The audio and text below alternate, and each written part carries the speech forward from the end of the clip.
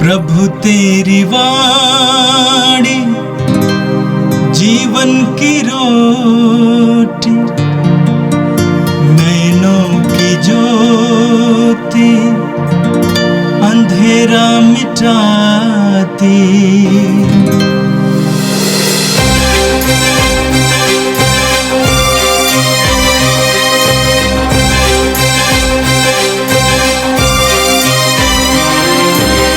प्रभु तेरी वाणी जीवन की रोटी, नैनों की ज्योति अंधेरा मिटाती।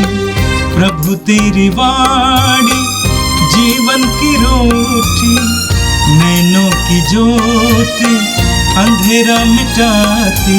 वाणी वाणी वाणी वाणी वाणी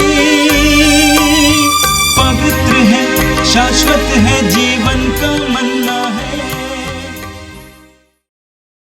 2 मई शुक्रवार। पहला पाठ प्रेरित चरित अध्याय 5 पद संख्या 34 से 42। उस समय गमालियल नामक फरीसी, जो संहिता का शास्त्री और सारी जनता में सम्मानित था, महासभा में उठ खड़ा हुआ। उसने प्रेरितों को थोड़ी देर के लिए बाहर ले जाने का आदेश दिया और महासभा के सदस्यों से यह कहा, इस्राएली भाइयों, आप सावधानी से विचार करें कि इन लोगों के साथ क्या करने जा रहे हैं। कुछ समय पहले थेउदस प्रकट हुआ। वह दावा करता था कि मैं भी कुछ हूँ, और लगभग 400 लोग उसके अनुयायी बन गए। वह मारा गया, उसके सभी अनुयायी बिखर गए और उनका नाम निशान भी नहीं रहा। उसके बाद जनगणना के समय यूदस गलीली प्रकट हुआ। उसने बहुत से लोगों को बहकाकर अपने विद्रोह में सम्मिलित कर लिया। वह भी नष्ट हो गया और उसके सभी अनुयायी बिखर गए। इसलिए इस विषय के संबंध में मैं आप लोगों से यह कहना चाहता हूँ कि आप इनके काम में दखल मत दें और इन्हें अपनी राह चलने दें। यदि यह योजना अथवा आंदोलन मनुष्यों का है तो यह अपने आप नष्ट हो जाएगा, परंतु यदि यह ईश्वर का है तो आप इन्हें नहीं मिटा सकेंगे और ईश्वर के विरोधी प्रमाणित होंगे। वे उसकी बात मान गए। उन्होंने प्रेरितों को बुला भेजा, उन्हें कोड़े लगवाने और यह कड़ा आदेश देकर छोड़ दिया गया कि तुम लोग यीशु का नाम लेकर उपदेश मत दिया करो। प्रेरित इसीलिए आनंदित होकर महासभा के भवन से निकले कि वे यीशु के नाम के कारण अपमानित होने योग्य समझे गए। वे प्रतिदिन मंदिर में और घर घर जाकर शिक्षा देते रहें और यीशु मसीह का सुसमाचार सुनाते रहें। यह प्रभु की वाणी है। संत योहान के अनुसार पवित्र सुसमाचार अध्याय 6 वाक्यांश 1 से 15 तक। यीशु गलीलिया अर्थात तिबेरियस के समुद्र के उस पार चले गए। एक विशाल जनसमूह उसके पीछे हो लिया, क्योंकि लोगों ने उन चमत्कारों को देखा था जिन्हें यीशु बीमारों के लिए करते थे। यीशु पहाड़ी पर चढ़े और वहां अपने शिष्यों के साथ बैठ गए। यहूदियों का पास्का पर्व निकट था। यीशु ने अपनी आंखें ऊपर उठाई और देखा कि एक विशाल जनसमूह उनकी ओर आ रहा है, और उन्होंने फिलिप से यह कहा, हम इन्हें खिलाने के लिए कहाँ से रोटियां खरीदें? उन्होंने फिलिप की परीक्षा लेने के लिए यह कहा। वह तो जानते ही थे कि वह क्या करेंगे। फिलिप ने उन्हें उत्तर दिया, 200 दिनार की रोटियां भी इतनी नहीं होंगी कि हर एक को थोड़ी थोड़ी मिल सके। उनके शिष्यों में से एक सिमोन पेतरुस के भाई अंद्रेस ने कहा, यहाँ एक लड़के के पास जाओ कि 5 रोटियां और 2 मछलियां हैं, पर यह इतने लोगों के लिए क्या है? यीशु ने कहा, लोगों को बैठा दो। उस जगह बहुत सी घास थी। लोग बैठ गए। पुरुषों की संख्या लगभग 5000 थी। यीशु ने रोटियां ले लीं, धन्यवाद की प्रार्थना पढ़ी और बैठे हुए लोगों में से उन्हें उनकी इच्छा भर बंटवाई। उन्होंने मछलियां भी इसी तरह से बंटवाईं। जब लोग खाकर तृप्त हो गए तो यीशु ने अपने शिष्यों से कहा, बचे हुए टुकड़े बटोर लो, जिससे कुछ भी बर्बाद ना हो जाए। इसलिए शिष्यों ने उन्हें बटोर लिया और उन टुकड़ों में से 12 टुकड़े भरे, जो लोगों के खाने के बाद जाओ की 5 रोटियों से बच गए थे। लोग यीशु का यह चमत्कार देखकर बोल उठे, निश्चय ही यह वह नबी है जो संसार में आने वाले हैं। यीशु समझ गए कि वे आकर मुझे राजा बनाने के लिए पकड़ ले जाएंगे, इसलिए वह फिर अकेले ही पहाड़ी पर चले गए।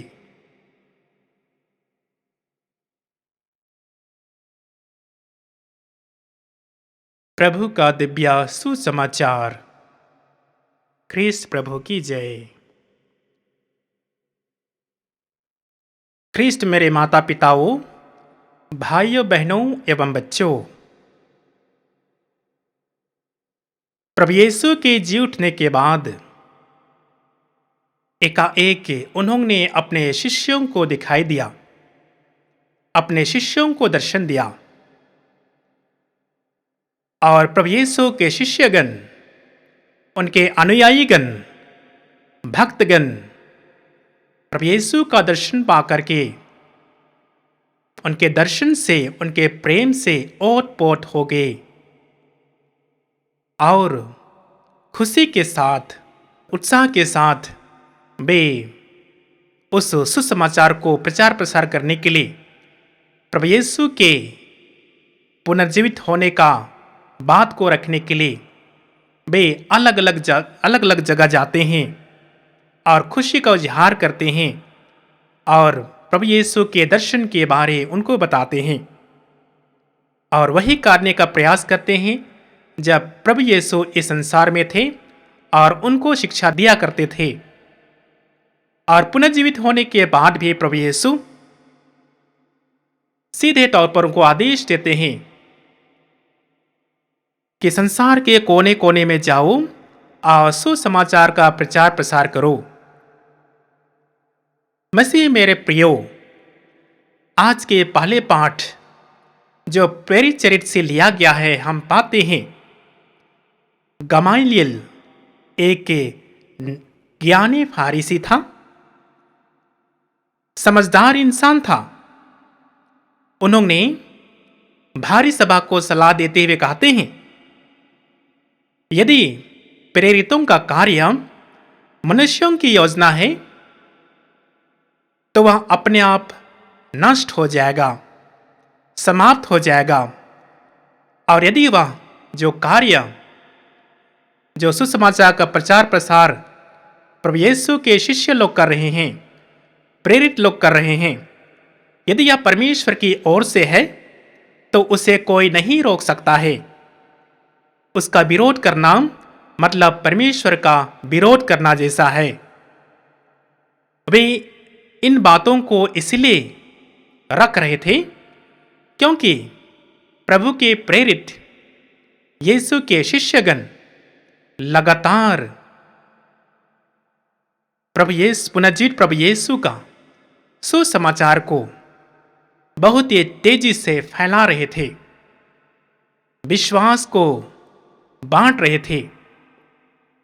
इसलिए हम देखते हैं कुछ बात ऐसी है जो हमारे विश्वास से जुड़ी हुई होती है, तो उस विश्वास से जुड़ी हुई बातों का प्रतिक्रिया तुरंत देने के बजाय हमें सोच समझ करके देना चाहिए। अर्थात जो चीज विश्वास से जुड़ी है उनका निर्णय हमें धीरे से सोच समझ के और मनन चिंतन करके देना चाहिए।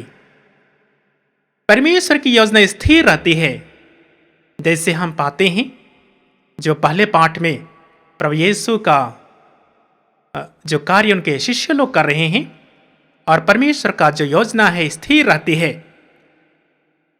जो कार्य परमेश्वर का होता है वह समय और विरोध के बावजूद फलता फूलता है, जिसको हम पाते हैं यूहन्ना के सुसमाचार अध्याय 6 वाक्यांश 44 में। जो परमेश्वर का योजना है जरूर धीरे से बढ़ता है, उसमें विरोध होता है, इसके बावजूद वह फलता फूलता है। और वही दृश्य हम आज के पहले पाठ में देखते हैं, जो वो कार्य को प्रभु यीशु के प्रेरित कर रहे हैं। हम देखते हैं प्रभु यीशु के प्रेरित शिष्यगण घोर विरोध अपमान सहते हुए भी, विषम परिस्थितियों का सामना करते हुए भी, मार खाकर भी वे आगे बढ़ते हैं और आनंदित होते हैं। आनंदित इसीलिए क्योंकि प्रभु यीशु के कारण उनको अपमानित होना पड़ रहा है, इसीलिए वे अपने आप में गर्व महसूस करते हैं। धमकियों के बावजूद वे निरंतर प्रभु के प्रचार प्रसार में लगे रहते हैं। और वास्तव में हम यदि गौर करें, मनन चिंतन करें, तो यही वास्तव में सच्चे ख्रिस्तीय का एक पहचान है, नमूना है। आज हम सभी भी उन्हीं शिष्यों के भांति बुलाए गए हैं, अभिषिक्त किए गए हैं, बपतिस्मा धारण किए हैं, विश्वास को ग्रहण किए हैं, प्रभु में एक हो गए हैं। तो आज भी हमें वही जिम्मेदारी मिली है जो जिम्मेदारी प्रभु यीशु ने अपने शिष्यों को दिया था। इसलिए यदि हम प्रभु पर भरोसा रख करके उनके कार्य को आगे बढ़ाने का प्रयास करेंगे, चाहे हमारे जीवन में कितने ही विषम परिस्थिति आए, कितना ही घोर संकट आए, तो प्रभु हमारे साथ रहेंगे। क्योंकि प्रभु जो इमानुएल हैं वे हमारी अगुवाई करेंगे, हमारा नेतृत्व करेंगे, हमें अपनी निगरानी में रखेंगे। इसी से जुड़ी जो अंश हम देखते हैं आज के सुसमाचार में, हम देखते हैं प्रभु यीशु जीवन के स्रोत, उनको हर चीज पता था, किस परिस्थिति में, किस वातावरण में क्या निर्णय लेना है, क्या करना है। फिर भी उन्होंने अपने शिष्य भीड़ के बीच फिलिप को पूछते हैं कि इन लोगों को खिलाने के लिए हम रोटी कहां से लाएं, हम कैसे इन्हें तृप्त करें जो भूखे और प्यासे हैं। इसका उत्तर प्रभु यीशु के पास है, लेकिन चूंकि प्रभु यीशु का शिष्य फिलिप था और उनकी परीक्षा लेने के लिए प्रभु यीशु उनसे पूछते हैं, वे उनकी प्रतिक्रिया जानना चाह रहे थे। और यहां हम देखते हैं किस प्रकार से प्रभु यीशु लोगों के लिए व्यवस्था करते हैं, रोटियों का चमत्कार दिखाते हैं। यह दिखाता है जब प्रभु यीशु हमारे साथ हैं, हमें कोई चिंता करने की जरूरत नहीं है।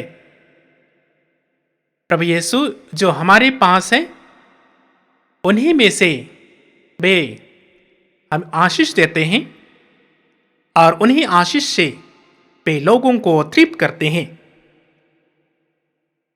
हम देखते हैं उस भीड़ में एक छोटा बालक जिसके पास 5 रोटियां और 2 मछलियां थी। उन्होंने स्वेच्छा से प्रभु यीशु को सौंप दिया और उन्हीं 5 रोटियां और 2 मछलियों से प्रभु यीशु ने उन तमाम 5,000 लोगों को खिलाया और सभी लोग खाकर तृप्त हो गए। यह सिखाता है कि जब हमारे पास कुछ भी हो, यदि हम ईमानदारी के साथ, खुशी के साथ उनको बांटने का प्रयास करते हैं, दूसरों को देने का प्रयास करते हैं, सो उसी के जरिए लोग उससे लाभान्वित होते हैं। हम इसी से सीखें, हम कैसे अपने आप को उदार दिल वाला बनाएं। जब तक हम इस छोटे बालक के समान हम उदार हृदय वाला नहीं बने, तब तक हम दूसरों को जीवन भी नहीं दे सकते हैं, दूसरों को मदद भी नहीं कर सकते हैं। और इसीलिए हमें चाहिए कि हर परिस्थिति में, हर वातावरण में हमें सामने आना चाहिए और लोगों की मदद के लिए, लोगों का प्यास बुझाने के लिए, भूख मिटाने के लिए हमें सामने आना चाहिए। हम आगे देखते हैं, जब प्रभु यीशु 5,000 लोगों को खिला करके, जो 5,000 लोगों को खिलाए और सभी लोग तृप्त हो गए, उनमें से हम देखते हैं कुछ रोटियां और मछली बच गए और वे नहीं चाहते बची हुई रोटियां और मछली बेकार चला जाए। इसीलिए वे आग्रह करते अपने शिष्यों से उनको बटोरने के लिए। मेरे प्यारे भाई बहनों, हमारा जीवन बहुमूल्य है, हमारा जीवन अनमोल है, हमारा धन संपत्ति परिश्रम का फल है, हमारा समय बहुमूल्य है। इन सभी चीज़ों का इस्तेमाल सही तरीके से करना चाहिए, इनको बेकार नहीं जाने देना चाहिए। प्रभु यीशु इन्हीं पर जोर देते हैं कि वो बेकार ना जाए। हम अपने जीवन को, अपने धन संपत्ति को, अपने समय को दूसरों को जीवन देने के लिए लगाएं, दूसरों को मदद करने में लगाएं, दूसरों को प्रेम करने में लगाएं, और इसी भांति हम उस परमेश्वर के बिरत परिवार के सदस्य बन जाएंगे। हम पाते हैं लूकस के सुसमाचार अध्याय 6 वाक्यांश 38 में प्रभु कहते हैं, अगर हम दूसरों को देते हैं तो हमें भी भरपूर मिलेगा। यदि हम दूसरों को देते हैं तो हमें भी भरपूर मिलेगा। और यही शिक्षा आज प्रभु यीशु हमें देते हैं। हम आज के सुसमाचार में देखते हैं रोटियों का चमत्कार। रोटियों का चमत्कार जो है सिर्फ पेट भरने के लिए नहीं, हमारी भूख प्यास मिटाने के लिए नहीं, लेकिन इससे भी ज्यादा एक साथ आने के लिए, प्रेम की रोटी खाने के लिए, आध्यात्मिक रोटी खाने के लिए प्रभु ने यह चमत्कार हमें दिखाया। और इन्हीं एकजुटता में प्रभु अपने आप को देते हैं। यदि हम एकजुट हो जाते हैं, प्रभु के नाम पर एक समुदाय में बनते हैं, तो वहीं पर प्रभु आध्यात्मिक रूप से हमें खिलाते हैं, अपने वचनों के द्वारा, अपने जीवन के द्वारा और अपने जीवन शैली के द्वारा हमें प्रभावित करते हैं। हम देखते हैं जब प्रभु यीशु अपना कार्य करते करते वे भी थक जाते थे, शिक्षा देते देते थक जाते थे, परिश्रम करते करते थकान महसूस करते थे, उनको भी आराम करने की आवश्यकता पड़ती थी। लेकिन जब प्रभु यीशु भीड़ को देखते हैं, उनके अनुयायियों को देखते हैं, भक्तों को देखते हैं, तो वे दया से द्रवित हो जाते हैं और वे आराम को छोड़ करके वे सेवा कार्य को चुनते हैं। और यही चीज, यही दृश्य हम आज के सुसमाचार में देखते हैं। हम देखते हैं इससे महान चमत्कार जो प्रभु यीशु ने लोगों के सामने किया, महान चमत्कार लोगों के जीवन में किया, ये समाचार चारों ओर फैल गए। इसलिए यह बहुत ही महत्वपूर्ण घटना हम कह सकते हैं। यह चमत्कार की शुरुआत एक बच्चे से शुरू हुई, जब उस बच्चे में समर्पण की भावना, प्रेम की भावना उत्पन्न हुई। और यह दिखाता है कि उद्धार के लिए प्रेम जरूरी है और स्वार्थ उसमें रुकावट बनता है। इसलिए यह घटना हम सभी को अवसर देती है या प्रोत्साहन देती है, क्या के लिए? हमें आगे आने के लिए। उदारता का पाठ सिखाती है। हम जितना उदार बनेंगे उतना ही हम प्रेम को धारण करेंगे। और प्रेम से यदि हम एक दूसरे को मदद करते हैं, प्रेम से जो अपने पास है उनको देते हैं, बांटते हैं, तो वही प्रभु के द्वारा सिखाया गया एक महत्वपूर्ण अंश हम कह सकते हैं। मत्ती का सुसमाचार अध्याय 5 वाक्यांश 7 सिखाता है कि हमें दयालु बनकर, चाहे थोड़ा ही क्यों ना हो, दूसरों को देने का साहस रखना चाहिए। जब भी हमें लगे कि हमारे पास कुछ भी नहीं है, फिर भी हमारे पास कुछ है, उनको हम सामने आकर के देने का प्रयास करेंगे, तो वही दयालुता, वही उदारता का एक चिन्ह है। इसलिए आज जब हम इन पाठों पर मनन चिंतन कर रहे हैं, प्रभु यीशु पुनर्जीवित प्रभु यीशु हम सभी को अवसर दे रहे हैं, चाहे हम किसी ही वातावरण में बढ़ते पलते हों, किसी भी वातावरण में रहते हों, आज प्रभु यीशु हमें पुनः निमंत्रण दे रहे हैं नवीनता को धारण करने के लिए, उदार हृदय बनने के लिए, विषम परिस्थिति का सामना करते हुए उनको धारण करने के लिए, क्योंकि वे चाहते हैं कि वे हमारे जरिए लोगों के जीवन में आवे, हमारे जरिए लोगों को नया जीवन दे, हमारे जीवन के जरिए लोगों को विश्वास में लाए। प्रभु यीशु ये संदेश हमें आज दे रहे हैं। इसलिए मेरे प्रियो, यीशु हमें यह भी सिखाते हैं कि छोटा समर्पण भी परमेश्वर के हाथों में बड़ा कार्य कर सकता है। यदि हम में, आप और मुझ में समर्पण की भावना है, तो हम परमेश्वर की दृष्टि में महान कार्य कर सकते हैं। इसलिए हमारे पास जो कुछ है उसका सदुपयोग करके परमेश्वर पर विश्वास करते हुए हमें आगे बढ़ना है। हमारे सभी कार्यों में प्रेम, बांटने की आदत और दयालुता हमें परमेश्वर के करीब लाती है। इसलिए आज हम भी यही संकल्प लें, जो हम प्रभु के चुनी हुई प्रजा हैं, उसके पुत्र पुत्रियां हैं, उनकी चारागाह के भेड़े हैं, विश्वासी भक्त हैं।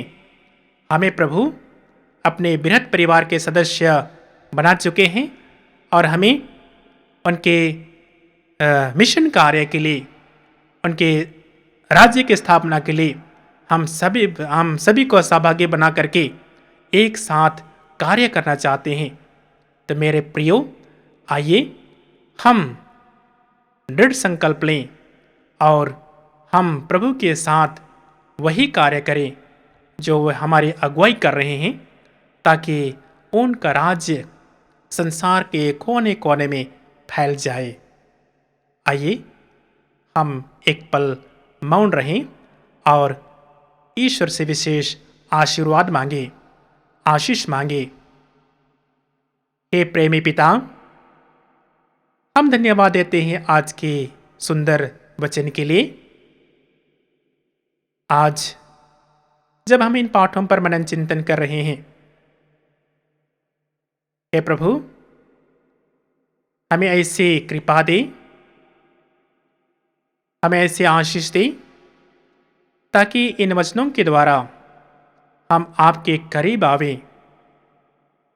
इन वचनों के द्वारा हम आपके जैसे जीना सीखें,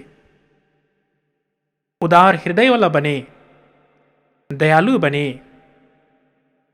और सभी के हित के लिए, सभी के भलाई के लिए हम अपना बहुमूल्य जीवन को, धन संपत्ति को, समय को लगा पावे, जिससे सभी लोग उससे लाभान्वित होकर के आपकी स्तुति और महिमा करने में योग्य बन जाए।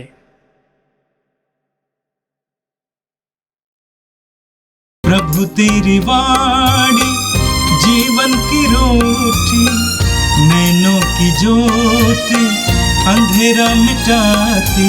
वाणी वाणी वाणी वाणी